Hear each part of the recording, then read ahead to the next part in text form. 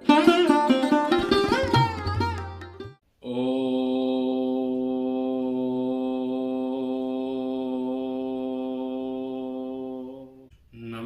भगवते वासुदेवाय।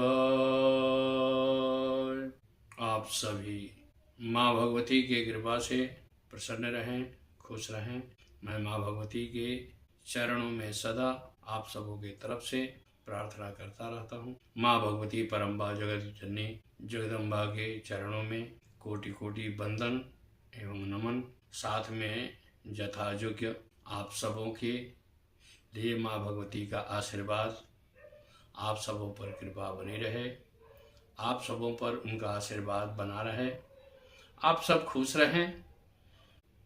आज का प्रसंग राहु और केतु का है। देखिए, राहु और केतु खास करके अमृत पान करने के बाद ही ये ग्रह बने, और इनका अमृत पान करने के बाद ही इनका जो मस्तक काटा गया। इसलिए राहु और केतु के लिए खास करके ये कहा गया है, किसी का धड़ है तो किसी का सर नहीं, किसी का सर है तो किसी का धड़ नहीं। राहु क्या है कि विस्तार बनाता है। राहु आपको भ्रमित करता है, वो भ्रम का, क्योंकि धूम्र ग्रह है। तो धुआं का बावंडर जो होता है, धुआं का जो आडम्ब होता है, वो राहु का है। राहु सांसारिक चीजों में आपको विस्तार करता है, और केतु जो है अध्यात्म में गहराई में जाता है। कि जैसे आप किसी व्यक्ति से मिलते हैं तो उसके गहराई को जानने के लिए आप प्रयास करते हैं। केतु के ग्रह से आप प्रभावित हैं तो केतु का काम है कि आपके बारे में वो रिसर्च करे, आपके बारे में जानने का प्रयास करे।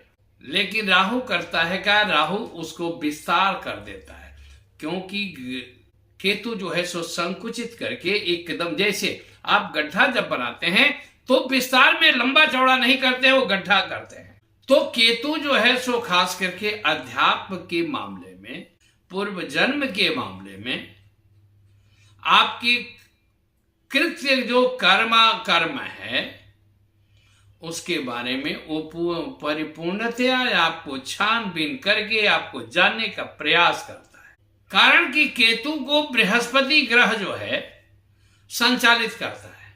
केतु अध्यात्म में बहुत बड़ा परिपूर्ण है, जिसकी कुंडली में अगर केतु का महादशा अंतरदशा है और केतु सही ग्रह घर में बैठा है तो आपको अध्यात्म में पूरा गहराई तक पहुंचने का प्रयास करेगा।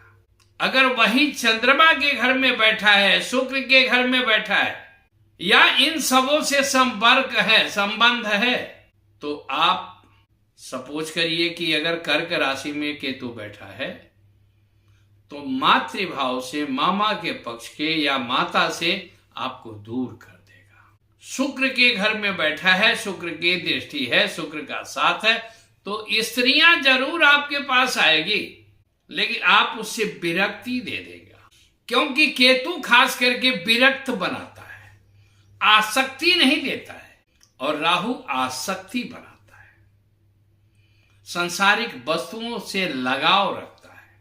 सांसारिक वस्तुओं को आपके लिए जो है सो राहु चारों तरफ से विस्तार बना करके, आडंबर बना करके आपको उसमें आच्छादित करता है। लेकिन केतु सबसे विरक्त करता है। आपके पास अगर केतु कंप्लीट है, केतु किसी जगह पे है, अगर धन के स्थान पे बैठा है तो आप कभी संचित नहीं करेंगे। संतान के घर में बैठा है, वही अगर बृहस्पति कहीं नीच का है, बृहस्पति कहीं बातों शत्रुगृही है, क्योंकि अध्यात्म के मामले में मार्गदर्शक बृहस्पति ही करता है केतु को। तो अगर ऐसे जगह में बृहस्पति बैठा है तो आपको गलत जगह ले जाकर के खड़ा कर सकता है। आपके बच्चों के तरफ से, आपके पत्नी के तरफ से मानसिक तनाव दे सकता है। लेकिन राहु में एक विशेषता है कि राहु अगर आते हुए ग्रह में अगर आपके कुंडली में आया है, महादशा में आया है, अंतरदशा में आया है, प्रत्यंतर दशा में आया है, सूक्ष्मांतर दशा में आया है, तो अगर देना शुरू किया है तो जाने के पहले सब कुछ लेकर के जाएगा। लेकिन केतु कुछ देता ही नहीं है। केतु के चलते अगर समस्या कोई होती है, कोई समस्या है ही नहीं, क्योंकि केतु विरक्त कर दिया। अगर आपके कुंडली में राहु केतु बैठे हैं तो वो समस्या ही अमृत पान कर लिया है।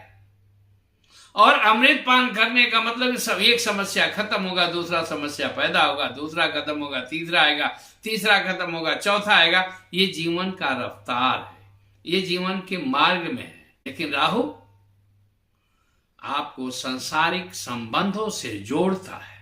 आप दूसरी भाषा में देखिए तो राहु आपको क्या करता है कि भीड़ को इकट्ठा करता है, और केतु एकाकी बन बनाता है कि आप सांसारिक चीजों से, सांसारिक वस्तुओं से, सांसारिक लोगों से आपको विरक्ति दे करके अध्यात्म में ले जा करके खड़ा कर देता है कि नहीं, हमारे जो माँ भगवती परम्बा जगदम्बा है, हमारे जो परमात्मा पार ब्रह्म परमेश्वर जो है, हमारे जो है सो भगवान कृष्ण है, देवाधिदेव महादेव है, हमारे सब कुछ ही यही है। केतु संयोग नहीं करने देगा, आपको संचित नहीं करने देता है, क्योंकि वो कुछ है ही नहीं। आप धन इकट्ठा करने का प्रयास करेंगे, लेकिन इधर से आएगा इधर समाप्त कर देंगे, इधर से आएगा इधर समाप्त कर देंगे। राहु क्या करता है? राहु कहता है अच्छा काम थोड़ा करेंगे और आप बड़ा दिखाएंगे। आपके पास कुछ ज्ञान है नहीं, लेकिन बहुत बड़ा ज्ञानी बनेंगे। ये राहु का देन है। राहु को मंगल करता है, राहु को मंगल संचालित करता है। तो मंगल एक ऐसा ग्रह है कि खुद जलता है और खुद रोशनी करता है। बाकी हर ग्रह सूर्य से प्रकाश लेकर के चलते हैं। लेकिन बृहस्पति क्या है? अब देखिए विशेषता, बृहस्पति देवताओं के गुरु है और शुक्राचार्य राक्षसों के गुरु है। शुक्राचार्य भी तो गुरु है, लेकिन वो केतु को क्यों नहीं संचालित करते हैं? इसलिए कि केतु और राहु अमृत पान कर लिए हैं, इसलिए देवत्व में आ गए। अगर अमृत पान नहीं किए होते तो फिर उनके वो संचालित शुक्राचार्य करते हैं। इसलिए खास करके केतु जो है अध्यात्म का मूल जड़ है। और केतु अगर आपके घर में, दूसरे घर में बैठा है, पांचवें घर में बैठा है,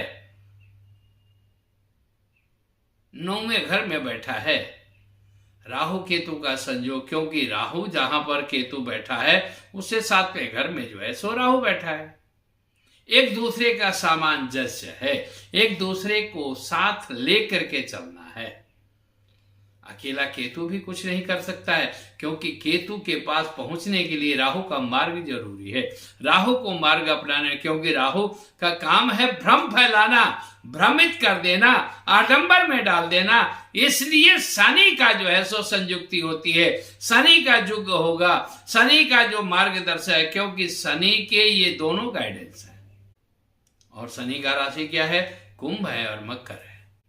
तो कुंभ क्या है कि घड़ा है, घड़ा में अंदर क्या है? अमृत है, विष है, हीरा है, मोती है, मिट्टी है। वो क्या है? बाहर से दिखाई नहीं देता है। तो शनि आपको, अगर शनि राहु केतु की युक्ति होती है और बृहस्पति का मार्ग सही मिलता है, तो आप अध्यात्म में बहुत प्रखर में जाकर के पहुंचेंगे। लेकिन केतु का अगर नहीं है, अगर राहु का प्रभाव में है, तो राहु में आप जानेंगे कम, उसको विस्तार बहुत ज्यादा देंगे। जैसे मेरे सामने बहुत लोग आए हैं, बहुत लोगों का कुंडली आता है, जीरो से स्टार्ट हुआ आदमी, वो जो है सो आज सर्वे सर्वा कहता है कि मैं तो सब कुछ जानता हूं, करता कुछ नहीं है। वो राहु का देन है। और केतु क्या है? केतु सब कुछ जानने के बाद भी किसी को बताता नहीं, शो नहीं करता, क्योंकि केतु गहराई में जाता है।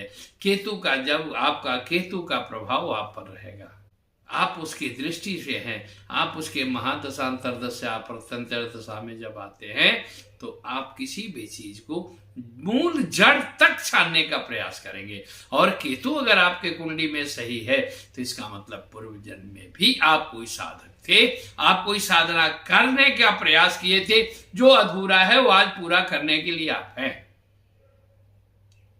इसलिए खास करके जहां पर केतु कोई भी कहता है कि आपकी कुंडली में काल सर्प योग अगर है तो आप शनिवार के दिन खास करके राहु काल में 9 से 10:30 के बीच अगर आप उसमें चाहते हैं कोई भी आदमी काल सर्प योग के वजह से आपके व्यापार में दिक्कत आ रही है, आपके पढ़ाई में दिक्कत आ रही है, आपके परिवार में सुख शांति में दिक्कत आ रही है, तो आप खास करके शनिवार के दिन 9 से 10:30 के बीच अगर इजी है तो लकड़ी का कच्चा कोयला लीजिए और राहु के मंत्र से आप एक एक कोयला लीजिए, एक बार मंत्र बोलिए और सिर से घुमाइए एंटी क्लॉक और घुमा करके पीछे पानी, बहता हुआ पानी हो उसमें प्रवाह करिए।